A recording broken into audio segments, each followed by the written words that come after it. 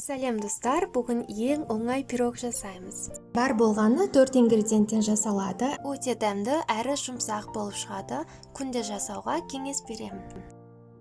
Әр ингредиентті 4 қасықтан салып отырамыз. Ендеше менімен бірге жасаңыздар.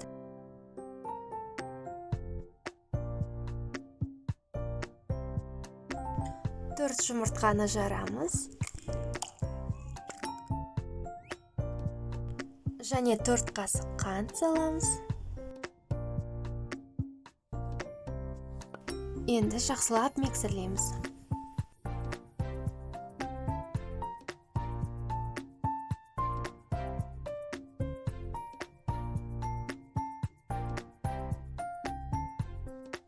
Мінекей аппақ болып түсі өзгерді.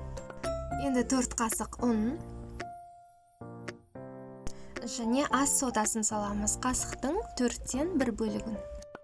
Венчикпен ақырындап араластырамыз. Немесе миксердің баяу жылдамдығымен араластырсаңыз болады.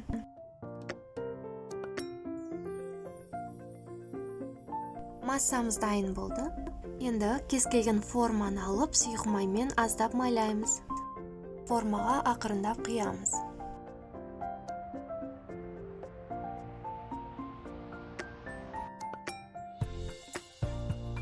Форманы бірнеше рет үстелге соғу қажет. Сол кезде пирогтың беті тегістеледі.